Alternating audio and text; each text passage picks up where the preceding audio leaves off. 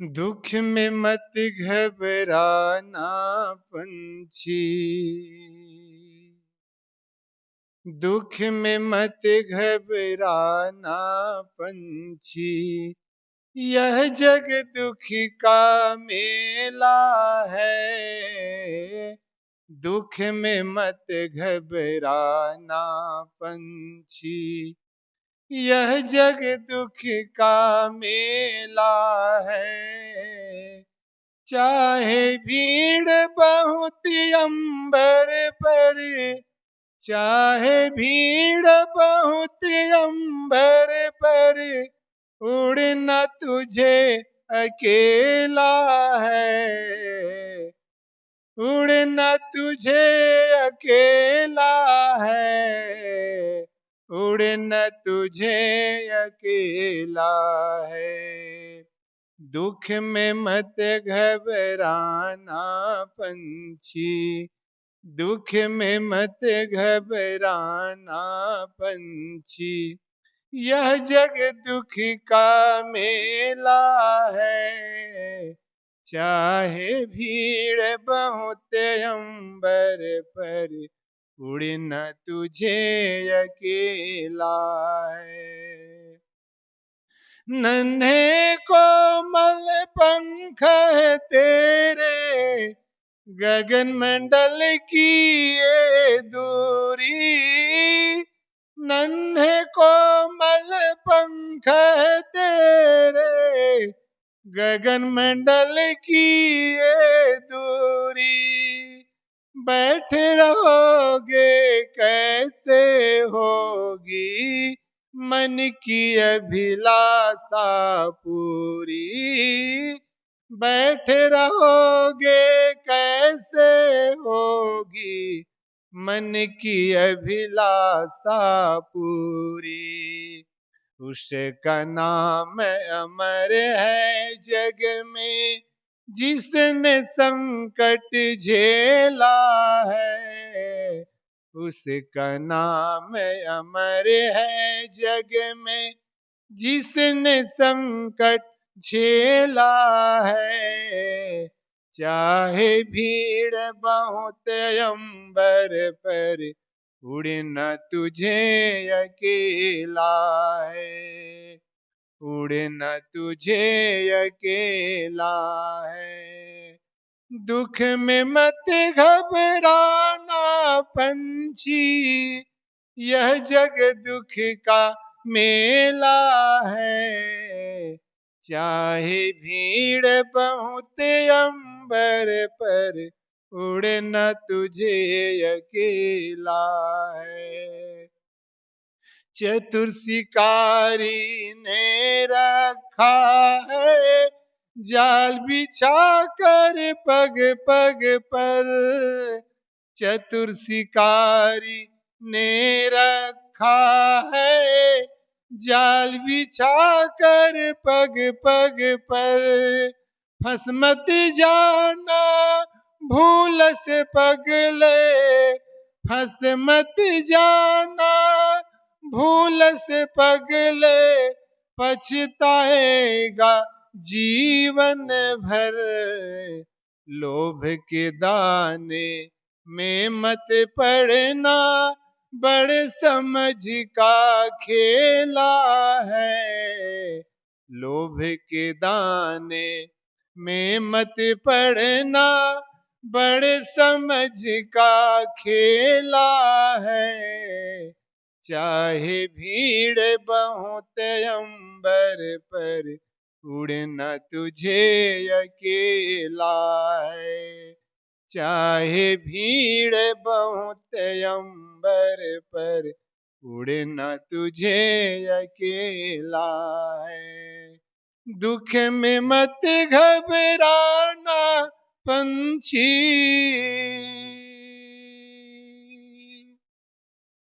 जब तक सूरज आसमान पर बढ़ता चल तू चलता चल।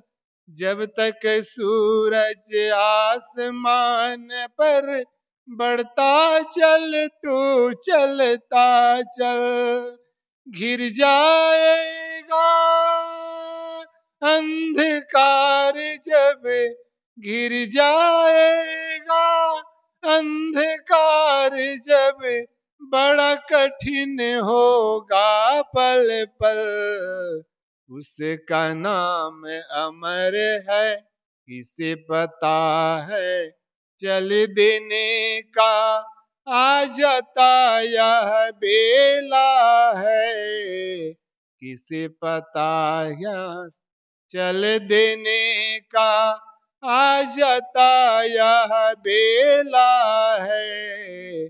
चाहे भीड़ बहुत अंबर पर, उड़ना तुझे अकेला है।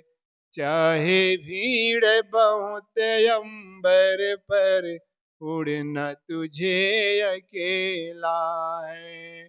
दुख में मत घबराना पंछी,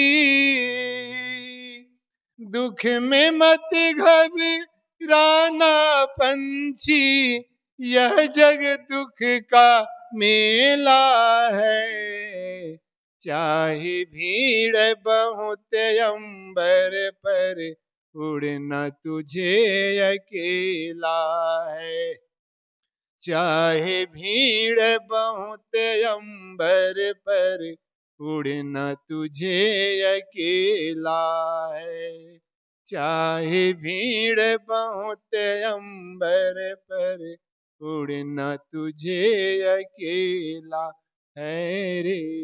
उड़ना तुझे अकेला है रे। उड़ना तुझे अकेला है।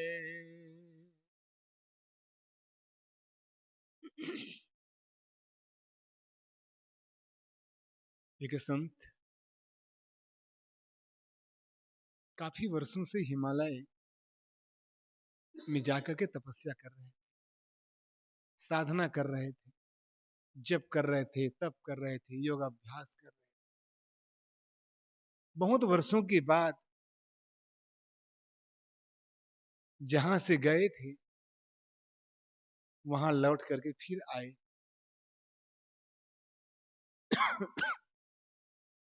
लोगों ने पूछा, उस महात्मा को देख करके बड़ा खुशी हुई। अरे महात्मा तो आ गए, आ गए। हम सोचे थे कहीं महात्मा कहीं चले गए, हो सकते दुनिया से चले गए, कहीं मर मुरा गए क्या महात्मा, दिखाई नहीं दे रहे हैं। बहुत दिवस हो गया, बहुत वर्ष हो गया। तो लोगों को संदेह हुआ कि हो सकता महात्मा का शरीर छूट गया होगा। बहुत वर्षों के बाद जब महात्मा उस हिमालय पर्वत से साधना करके आए, लोगों ने पूछा महात्मा जी कहाँ चले गए थे? हम लोग तो समझे थे कहीं दुनिया छोड़ करके चले गए।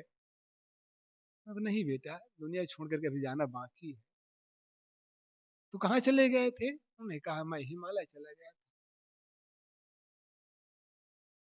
हिमालय पर्वत चला गया था। अच्छा, क्यों चले गए थे?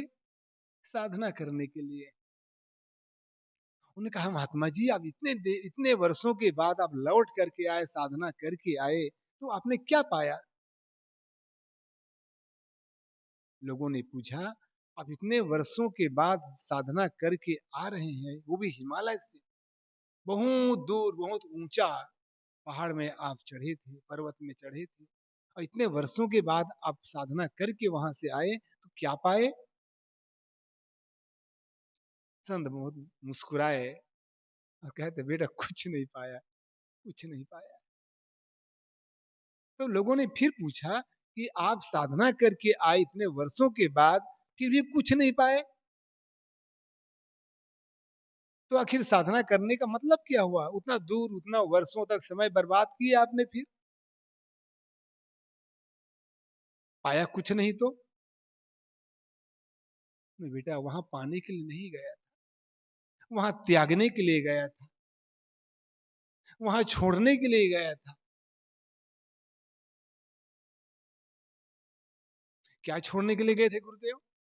यदि कुछ छोड़े होंगे तो कुछ मिला होगा, कुछ छूटेगा तभी तो कुछ मिलेगा। उन्होंने कहा वहां ना कुछ छोड़ा, वहां कुछ पाने की जगह नहीं है, ये छोड़ना था, छोड़ना था। फिर तो क्या छोड़ना था? अपनापन को छोड़ना था, अपनापन। जिसको हम अनादि काल से अपना मान बैठे हैं ना, उसी को छोड़ने के लिए। ये शरीर को अपना मान बैठे हैं, ये परिवार को अपना मान बैठे हैं, ये धन दौलत कुटुंब कबीला को जो अपना मान बैठे हैं, उसी को अपने अपनत्व भाव को त्यागने के लिए वहां गया था। लेकिन पाया कुछ नहीं, क्योंकि पाया नहीं जाता है, और जो पाते हैं वो छूट जाता है। जग विलास है देह को साधो करो विचार, सेवा साधन मन बच पे यथा भक्ति उर्धार। सदगुरु कबीर साहब का विजक मूल ग्रंथ है, जिसका पाठ फल का अंतिम ये साखी है। जग विलास है देह को साधो करो विचार। साहब कहते हैं संसार के जितने भी देह संबंधित चीजें हैं, प्राणी पदार्थ है और व्यक्ति है, सब विलास की चीजें हैं। अब विलास के बाद क्या होता है? अंत में विनाश होता है। किसी पेड़ को देखे होंगे आप, पेड़ का जब हम बीज डालते हैं तो छोटे अंकुर आता है उसमें, अंकुर आने के बाद धीरे धीरे धीरे वो पेड़ बढ़ता जाता है, और बढ़ते बढ़ते फिर उसमें फूल पत्ते भी आ जाते हैं, और पत्ते आने के बाद फल भी जाते हैं। कुछ वर्षों तक यही सिलसिला चलता है, फूल आना, फलना, गिर जाना, फूल आना, फलना, गिरना, पकना, गिर जाना। ये सिलसिला कम से कम किसी पेड़ का 10 साल तक, किसी पेड़ का 20 साल तक, किसी पेड़ का 50 साल तक ये सिलसिला चलता है। फूलता है, फलता है, पक करके गिर जाता है, और जो उसमें पत्तियां होती है वो भी पीले होते हैं और झड़ जाते हैं।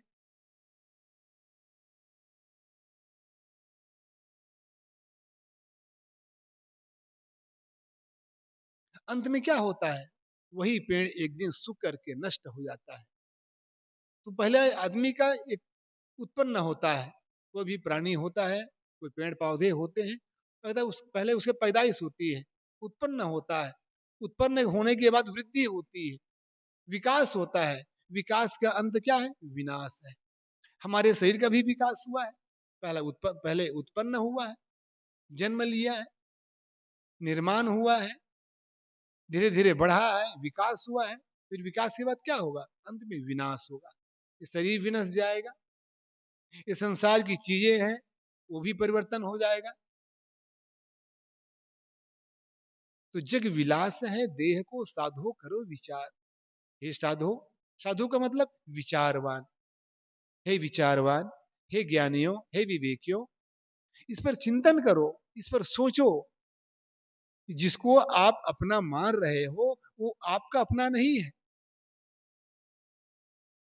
और जिसको आप अपना नहीं समझ पाए हैं आज तक, वही अपना है। और जितने भी हम अपने नजरों से देखते हैं, सुनते हैं, खाते हैं, चखते हैं, वो क्या है? सब विलास की चीजें हैं, सब परिवर्तनशील है। एक बच्चा छोटा जन्म लेता है, कितना मासूमियत लगता है, कितना प्यारा लगता है। उसकी आंखें, उसके शरीर, उसके हाथ पांव कितने कोमल कोमल होते हैं। हर आदमी उसको उठाना चाहता है, हर आदमी उसको खिलाना चाहता है, हर आदमी अपने अपने पास रखना चाहता है। लेकिन वही बच्चा जब बड़ा होता है, तब उसमें धीरे धीरे विकार पैदा होते हैं, शरीर में भी विकार पैदा होते हैं, मन में भी विकार पैदा होते हैं। गुस्सा आना शुरू हो जाता है, नाराजगी आना शुरू हो जाता है, मोह शुरू हो जाता है, बैर शुरू हो जाता है, तेरा मेरा की भावनाएं शुरू हो जाती। और जब बच्चा वही छोटा था, तब उसके अंदर तेरा मेरा का भाव नहीं था, राग द्वेष का भाव नहीं था, मोह ममता का भाव नहीं था। लेकिन वही बच्चा का शरीर का जब विकास होता है, तो धीरे धीरे मन का, शरीर का विकार भी पैदा होता है, और मन में भी विकार पैदा होते हैं। शरीर का विकार का मतलब शरीर परिवर्तनशील होने लगता है। इसलिए वैज्ञानिक लोग कहते हैं हर व्यक्ति का शरीर का जो परमाणु है वो 7 वर्ष में बदलने लग जाते हैं, और जिसकी उम्र 21 साल की हो गई वो 3 बार बदल गया। तो 7 वर्षों में बदलता रहता है। और वैसे वैसे कितने बदल गए, अपने अपने उम्र का हिसाब लगा सकते हैं। तो बदल रहा है, बदल रहा है। और साथ साथ इसमें हमारे मन में विकार भी आ रहे हैं, क्योंकि संसार को हम देखते हैं, पदार्थों को देखते हैं, परिवार को देखते हैं, तो अपना भाव जगता है, हाँ ये मेरा है। एक बता रहे थे भाई, बड़ी अच्छी बातें बताए। जब हम पेपर में पढ़ते हैं कि अमुक जगह बाढ़ आ गई, इतना पानी गिरा, या अमुक लोग स्नान करने गए थे, नदी में नौका कर रहे थे, तो उसमें 20 लोग डूब गए। अखबार में पढ़ते हैं, पढ़ते भी रहते हैं, जलपान भी करते रहते, कुछ खाते भी रहते हैं, अखबार पढ़ते हैं, उतना हमें दुख महसूस नहीं होता है। हाँ सुन लिया, राजस्थान में या गुजरात में या बिहार में लोग नाव यात्रा कर रहे थे, उस पार से उस पार जा रहे थे, उसमें 25 लोग डूब करके मर गए। अखबार पढ़ भी रहे हैं, कुछ खा भी रहे हैं, चाय भी पी रहे हैं। थोड़ा से अंदर संवेदना होती, थोड़ी सी होती, हाँ बेचारा बिहार के लोग थे, यात्रा कर रहे थे, वो डूब गए, इतना ही होगा। और थोड़ा समझ ले, हम जान ले कि हमारे गुजरात का ही है, अखबार में पढ़ने लगे हमारे गुजरात का ही है, तो थोड़ा से और दुख बढ़ेगा। और ये सुन ले सूरत का ही है, अरे अरे कौन जगह का है भाई सूरत का, कि डिंडोली का है कि बराछा का है कि उत्तरायण का है, थोड़ा और गहराई से जाएंगे वहां, फिर थोड़ा अंदर शोक और बढ़ेगा हमारा, अरे कहते हैं सूरत का ही है, कौन जगह का है, थोड़ा पता करेंगे उसका। अरे सुना अखबार में आपके तरफ डंडोली में कोई आदमी कोई वहां गए थे अमुक जगह, तो वहां कुछ ऐसा घटना घट गई, नौका विहार कर रहे थे तो इतने लोग डूब गए, तो दुख व्यक्त ज्यादा होगा। और समझ रहे, बस हमारे पास पड़ोस का सनिया हिमात का ही है, तब और दुख ज्यादा हो जाएगा। और सुन ले हमारे आश्रम के ही 2-4 लोग गए थे, उसमें से हमारे हमारे परिवार के लोग भी थे, 2-4 लोग, जो 20 लोग डूबे थे उसमें 2-4 लोग हमारे परिवार के लोग भी थे, तब कैसा लगेगा, और दुख हो जाए। वो चाय पी रहे हैं वो भी छूट जाएगा, जो जलपान कर रहे हैं वो भी बंद हो जाएगा, चम्मच रख देंगे, रख दो साइड में। अब क्या हो गया, अभी तो अखबार पढ़ रहे थे, चाय पी रहे थे, बड़ा चुस्की ले रहे थे, और पढ़ रहे थे बिहार में इतने लोग डूब गए, तो कुछ नहीं लगा। अभी याद आ गया, उस नौका में बैठने वाले हमारे परिवार के लोग भी थे, वो बिहार गए थे, तो बिच्छू डंग मार दिया, न चाय मीठी लगेगी, न नाश्ता का मजा आएगा। मन की मान्यता है। इसलिए सदगुरु कबीर ने कहा है, जग विलास है देह को साधो करो विचार। हे संतों, हे विवेकियों, विचार करो, नासवान यह देह है, सो तो ठहरे नाहि। ये संसार शरीर का जो संबंध है बड़ा नासवान है, परिवर्तनशील है, बदलता हुआ सबका चेहरा है, सबका स्वभाव है, सबका विचार है। इसलिए हम सबको विचार करना है, जैसे दुनिया का परिवर्तनशीलता है, वैसे हमारे शरीर का भी परिवर्तनशील है, सब बदल रहा है, सब बदल रहा है। इस स्थिति को जो देखता है, जो सोचता है, वो किसी पर आकर्षित नहीं होता है। इसलिए साहब ने कहा है, दृढ़ दृढ़ निर्वेद जाको भयो, सोई मुमुक्ष बड़ भाग। कौन बड़ा भागी है दुनिया में, जो बड़ा परिवार वाले हैं, जो बड़ा धन वाला है, जो बड़ा मकान वाला है, जो बड़ा पद में प्रतिष्ठित है, वो बड़ा भागी है। वो बड़ा भागी नहीं कहा है, दृढ़ निर्वेद जाको भयो सोई मोक्ष बड़ भाग। वह आदमी बड़ा भागी है जिसके अंदर में इस संसार की परिवर्तनशील स्थिति को जो देख देख करके अपने मन को संसार से उपराम रखता है, उपरति रखता है, उपरति रख करके वो मुमुक्षा भाव में स्थित होता है। मुमुक्षा भाव का मतलब है उसके अंदर से जो मोह का जो बंधन है वो समाप्त होने लगता है। रस रस सुख सरित सर पानी, ममता त्याग करे जिम ज्ञानी। जिस प्रकार से गर्मी के दिनों में या जब सूर्य की गर्मी पड़ती है, तो छोटे छोटे जो गड्ढे में पानी भरे होते हैं वो सूख जाते हैं। क्यों सूख जाते हैं, कि सूर्य की गर्मी पड़ते ही। उसी प्रकार से जिसके अंदर में ज्ञान का सूरज उदय हो जाता है, उसके अंदर से मोह राग द्वेष के जो कीचड़ है वो धीरे धीरे सूखने लग जाता है, और वही आदमी अपनी स्थिति को प्राप्त कर लेता है। इसलिए साहब कहते हैं, जग विलास है देह को, साधो करो विचार, सेवा साधन मन कर्मते, यथा भक्ति उर्धार। इसलिए संसार का संबंध और हमारे शरीर का जो अपनापन है वो सब विलास की चीजें हैं। अविलास जिसमें होता है उसका विनाश भी एक दिन होता है। इस स्थिति को जो समझ लेता है, जो बच्चा आज हमारे गोद में खेल रहा है, वह भी एक दिन जवान होगा, एक दिन बूढ़ा होगा, और एक दिन बूढ़ा होकर के दुनिया से अलविदा हो जाएगा। जब हम हो जाएंगे तो हमारे इस छोटे छोटे बच्चों का या हमारे आने वाली पीढ़ी का, उसका भी विनाश होना है। जो हमारे घर में, घर के आजू बाजू में गमला में जो फूल खिल रहे हैं, मुस्कुरा रहे हैं, वो भी फूल एक दिन मुरझा करके, पीला होकर के वो भी नष्ट हो जाएगा। जो कली शाम को मैं बाग में हंसते देखा, जो कली शाम को मैं बाग में हंसते देखा,